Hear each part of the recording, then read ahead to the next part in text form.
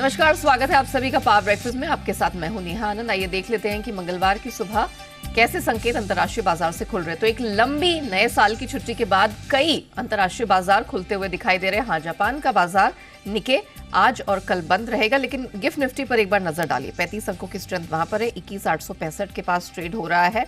इसके अलावा Dow futures एक दमदार 2023 के बाद आज कुछ टिक अप के साथ यहां पर ट्रेड होता दिख रहा है। 38,000 के पार 14 अंकों की स्ट्रेंथ वहां पर है। Nasdaq futures flat to positive trade करता हुआ नजर आ रहा है। जापानीज मार्केट निके तो बंद है, लेकिन बाकी जितने मार्केट्स यहां खुल रहे हैं वो मिक्स बैग दिखाई दे रहे हैं। बहुत ज्यादा गिरावट नहीं है, एक छोटे दायरे का ही ट्रेड यहां पर नजर आ रहा है। अंतर्राष्ट्रीय वायदा में कमोडिटी मार्केट की अगर बात करें तो कच्चा तेल 1 से 1.5% की स्ट्रेंथ के साथ ट्रेड करता हुआ यहां पर नजर आ रहा है। ब्रेंट क्रूड 78 के पार कुछ समय पहले खुला है और WTI क्रूड की यानी कि यूएस क्रूड की बात करें तो ये भी 1.25% अप है, 72.5 के पास ट्रेड हो रहा है। सोना अगर देखें तो 1/4% की स्ट्रेंथ है, $2077 के करीब है और चांदी भी $24 के पार अपने आप को टिकाए है। नेचुरल गैस 1 महीने की ऊंचाई पर है और आज हमने देखा है वायदा में 6-6.5% की दमदार स्ट्रेंथ नजर आ रही है। तो जिस तरह के ग्लोबल संकेत मिलते हुए दिखाई दे रहे, क्योंकि धीरे धीरे मार्केट्स खुल रहे हैं, तो उन सबके बीच हमारे मार्केट्स में क्या ट्रेडिंग रणनीति अपनानी है, इन सब पर बात करने के लिए जी बिजनेस के मैनेजिंग एडिटर अनिल सिंह भी हमारे साथ जुड़ चुके हैं।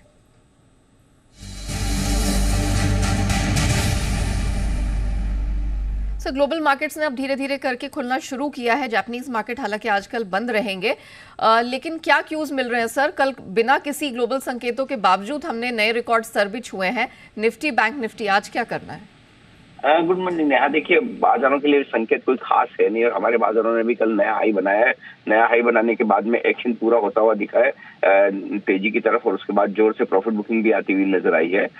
ओवरऑल बाजारों में देखें तो ट्रेंड तेजी की तरफ का है और उसके बाद अगर आप निचले स्तरों पर देखेंगे तो खरीदारी भी लगातार आती दिख रही है और ऊपरी स्तरों पर प्रॉफिट बुकिंग भी आपको होती हुई नजर आ रही है। शुरुआत हो, मजबूत शुरुआत हो और ऊपरी स्तरों पर आए, थोड़ी प्रॉफिट बुकिंग करके फिर से इंतजार कीजिए निचले स्तरों का और निचले लेवल पर आपको सपोर्ट लेवल से खरीदारी भी करनी चाहिए। लेवल्स में ज्यादा फेरबदल है नहीं। कल जरूर आखिरी आधे घंटे में एक शार्प डिप आई थी, लेकिन एडजस्टेड क्लोजिंग जो आई है बाजारों की वो लगभग उन्हीं लेवल्स पर आती हुई दिखी है जहां पर आपको कंफर्ट है। 21,600 21,675 ये आपके लिए अच्छे सपोर्ट का काम करेगा। अगर इस रेंज में आता है तो यहाँ पर आपके लिए खरीदारी का मौका होगा। ऊपरी स्तरों पर 21,775 से 21,850 की रेंज वो है जहां पर आपको प्रॉफिट बुकिंग आती दिखेगी और एक बार 21,850 के पार निकले तो निफ्टी नए हाइस की तरफ बढ़ता हुआ नजर आएगा। जहां तक बैंक निफ्टी का सवाल है, 47,850 48,000 आपके लिए मजबूत सपोर्ट का काम करेगा और ऊपरी स्तरों पर 48,475 से 48,625 की रेंज वो है जहां पर आपको थोड़ी प्रॉफिट बुकिंग आती हुई नजर आएगी। एक बार 48,650 के ऊपर निकलेगा तो बैंक निफ्टी भी नया लाइफ हाई की तरफ बढ़ेगा और वहां पर और मजबूती होगी। सो ओवरऑल कम संकेतों के बीच में रुझान तेजी की तरफ ही है। बाय ऑन डिप्स की रणनीति रखें। कैश मार्केट के स्टॉक्स में भरपूर एक्शन है। मिड कैप और स्मॉल कैप शेयरों में तेजी आगे भी बनी रहेगी, तो खरीदारी के रुझान के साथ आपको बाजार में बने रहना चाहिए। जी धन्यवाद सर, हमारे दर्शकों को बताने के लिए कि आज के ट्रेडिंग सत्र में क्या रणनीति अपनानी है और कौन से लेवल्स पे रखनी है नजर। लेकिन खबरों के दम पर भी भरपूर एक्शन रहने वाला है। ऑटो बिक्री के आंकड़े हैं और किन कंपनियों ने और बैंकों के Q3 अपडेट निकल कर आए हैं, कैसे रहे हैं, पूरी डिटेल मेरे सहयोगी अरमान के पास है। अरमान, मॉर्निंग। पहले तो बता दीजिए दर्शकों को महत्वपूर्ण ट्रिगर्स कौन से हैं और खबरों के दम पर कहाँ का एक्शन। बिल्कुल, गुड मॉर्निंग। सबसे पहले अगर आप ट्रिगर्स की बात करें तो ट्रिगर्स में इजी ट्रिप प्लानर्स, यहाँ पर आपको ध्यान रखना है क्योंकि बोर्ड बैठक में प्रेफरेंशियल इशू के जरिए फंड जुटाने पर विचार किया जाएगा। एक्स डेट है ऑल कार्गो लॉजिस्टिक्स में, जहाँ पर बोनस इशू है 3:1 का। ग्लोबल के हिसाब से जापान का ट्रेडिंग हॉलीडे है, मार्केट हॉलीडे है, 2 और 3 को भी रहेगा। खबरों में BHEL, यहाँ पर आपको ध्यान रखना है क्योंकि उद्योग मंत्री जी ने जानकारी दी है जिसमें BHEL को भारतीय नौसेना से हैवी गन बनाने का ऑर्डर मिला है। 80 वंदे भारत ट्रेन बनाने का भी उनको अगर आप देखें यहाँ पर आप ऑर्डर मिलता हुआ दिखा है। उसी के साथ साथ NLC से लगभग 19,400 करोड़ के ऑर्डर से जुड़ी खबर पर कंपनी का बयान आता हुआ दिखा है। उन्होंने ये कहा है कि ये जो प्रकाशित खबर है उससे जुड़ी प्रयास जो उन्होंने किया है, प्राइस बिड जमा की है और ये जो प्राइस बिड जमा करी है इसका मतलब ये नहीं है कि अभी ऑर्डर मिला है। ONGC, RIL, oil India, MRPL, Chennai petro, यहाँ पर आपको ध्यान रखना है क्योंकि घरेलू कच्चे तेल के एक्सपोर्ट पर विंडफॉल टैक्स बढ़ाया गया है। ₹1,300 प्रति टन से बढ़ाकर 2300 प्रति टन कर दिया गया है। जोमेटो, यहाँ पर खबर आती हुई दिखी, रिपोर्ट्स हैं कि कंपनी ने फिर से प्लेटफॉर्म फीस में बढ़ोतरी की है। देश के कुछ मार्केट्स में प्लेटफॉर्म फी जो 3 रुपये थी वो बढ़ाकर अब 4 रुपये कर दी गई है। LIC, यहाँ पर 806 करोड़ का GST टैक्स नोटिस मिलता हुआ दिखा है और deputy commissioner state tax Maharashtra से लगभग 365 करोड़ का यहाँ पर टैक्स डिमांड ऑर्डर आता हुआ दिखा है। ऑटो स्टॉक्स, अंत में यहाँ पर भी ध्यान रखना है क्योंकि सरकार ने PLI योजना की अवधि को बढ़ाया है। ऑटोमोबाइल की बात करें, ऑटो कंपोनेंट्स के लिए योजना की अवधि को बढ़ाते हुए दिखे, 1 साल के लिए ये अवधि बढ़ाते हुए दिखे। हालांकि अगर आप देखें कुछ शर्तों में डील के साथ साथ इस स्कीम को सीमा जो है वहाँ पर बढ़ाती गई। ओके अरमान, ये तो आपने कुछ जनरल खबरें दे दी, लेकिन ऑटो बिक्री के आंकड़े कैसे रहे हैं और ऑफ कोर्स बैंकों के और दूसरी कंपनियों के जो Q3 अपडेट्स रहे हैं उनकी भी डिटेल बताइए। बिल्कुल, सबसे पहले अगर आप ऑटो सेल्स की बात करें तो आयशर मोटर्स यहाँ पर जो अनुमान था उससे थोड़े कमज़ोर आते हुए दिखे हैं। अगर आप देखें टोटल RE जो है, RE की सेल्स जो है वहाँ पर लगभग 7% की गिरावट आती हुई दिखी है।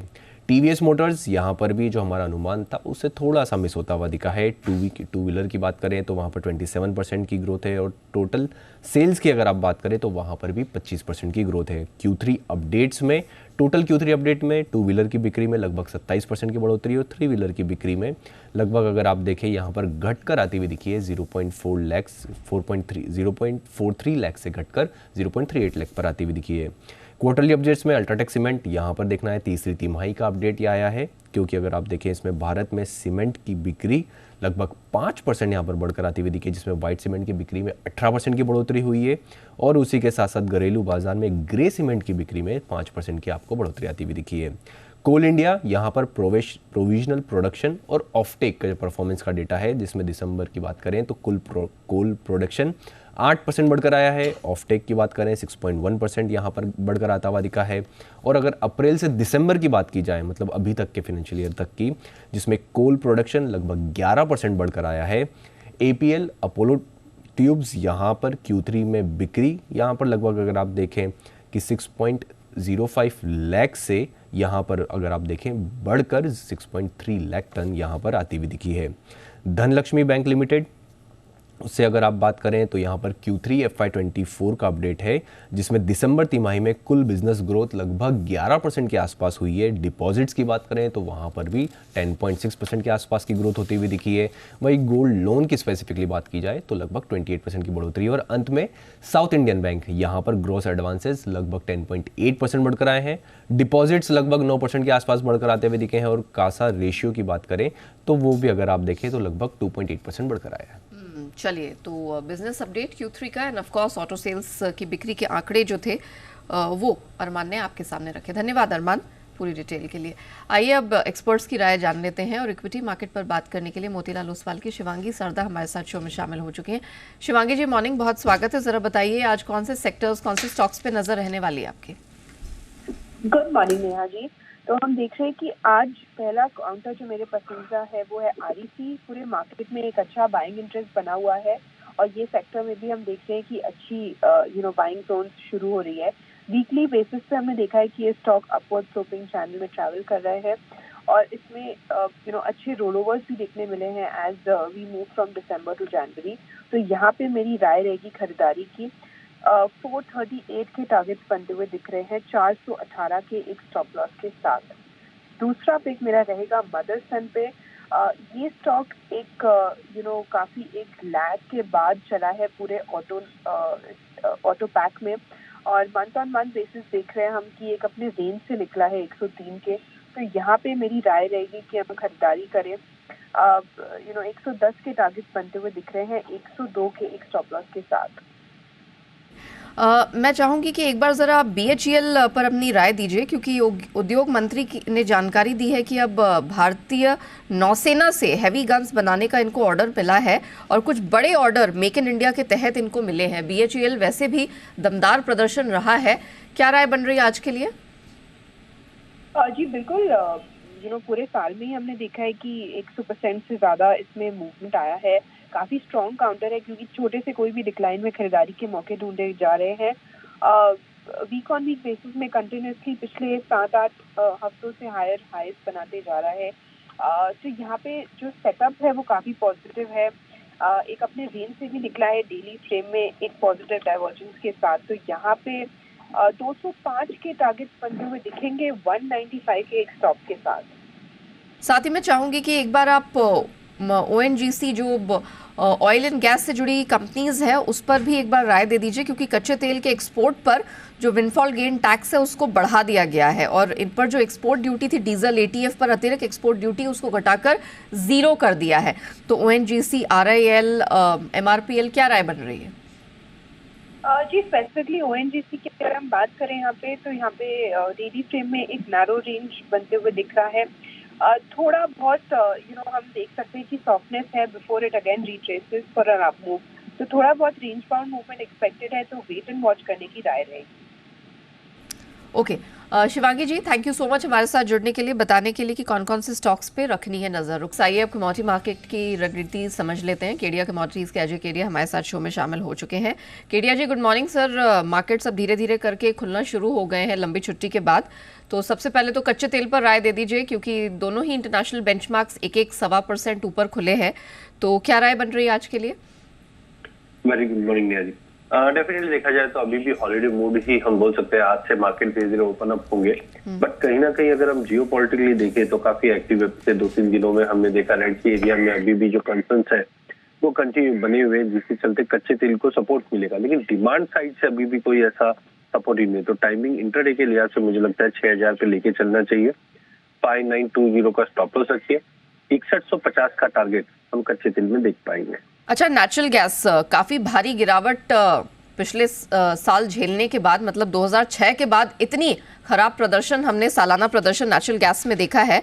आज हमने देखा कि बहुत जबरदस्त कमबैक दिखा, ऑलमोस्ट 1 महीने के हाईस पर है नेचुरल गैस। क्या व्यू बन रहा है? देखिए नेचुरल गैस के फंडामेंटल्स में अभी भी मुझे लगता है वीकनेस ही है, क्योंकि अभी भी वेदर रिलेटेड जो कंसर्न्स है वो बने हुए, इतना ज्यादा ठंड नहीं है। सेकेंडली इन्वेंट्री लेवल पूरे 2023 के अंदर हमने देखा लगभग YoY 7.5 से 8% ऊपर रहा है, जिसकी वजह से ये नेगेटिवनेस हमने आती हुई देखी है। टेक्निकल ग्राउंड पे मुझे लगता है कि डेफिनेटली प्राइसेस को आज सपोर्ट जरूर मिला हुआ है, बट ये सस्टेनेबल नहीं रहेगा। बिल्कुल इंटरडे के लिहाज से मुझे लगता है जैसे हमने शुक्रवार के सेशन में 212 के ऊपर का क्लोजिंग भी देखा था, तो ये एक पॉजिटिव ट्रिगर रहेगा। 214 पे लेके चलिए, 210 का स्टॉप लॉस रखिए। लिमिटेड अपसाइड रहेगा 220 का। और सोने चांदी में क्या करना है? सोने चांदी में मुझे लगता है कल भी हमारे यहाँ पे मार्केट ओपन था, साइडवे टू पॉजिटिव मूव रहेगा। आज के लिए मुझे लगता है 63,300 पे लीजिए, 63,100 का स्टॉप लॉस रखिए। लिमिटेड अपसाइड 63,600 का टारगेट रहेगा गोल्ड में। वहीं अगर चांदी की अगर बात करें तो चांदी में मुझे लगता है 74,300 के करीब लेके चलना चाहिए। 74,000 का इमीडिएट स्टॉप लॉस रहेगा। 75,000 का टारगेट रहेगा। ओके और USD INR पे क्या व्यू बन रहा है? क्योंकि काफी समय से एक छोटे दायरे का ही ट्रेड दिख रहा है। हालांकि डॉलर इंडेक्स में हमने देखा है कि पिछले साल काफी अच्छी खासी कमजोरी आई है। तो USD INR में आज क्या मूवमेंट दिख सकता है, क्या रेंज दिख सकती है? देखिए USD INR की अगर हम बात करते हैं तो हमने बार बार देखा 6350 के ऊपर RBI कंटिन्यू इंटरवेन कर रही थी। साथ में डॉलर की गिरावट के चलते भी हमने रुपये में थोड़ी सी स्ट्रेंथ जरूर बनते हुए देखा है। तो आई थिंक लिमिटेड दायरा रहेगा जहाँ पे 83.30 पे बेचना चाहिए, 83.40 का स्टॉप लॉस रखना चाहिए। 83.10 तक के लेवल हम देख पाएंगे। एक लिमिटेड मूव में ही प्राइस मूव करते हुए दिखाई देंगे। Valid point. चलिए धन्यवाद केडिया जी हमारे साथ जुड़ने के लिए, बताने के लिए कि नॉन एग्री कमोडिटीज में और करेंसी में किस प्रकार का मूवमेंट एंटिसिपेटेड है। बढ़ते हैं आगे FIR यानी FI इन्वेस्टमेंट रिपोर्ट्स की तरफ।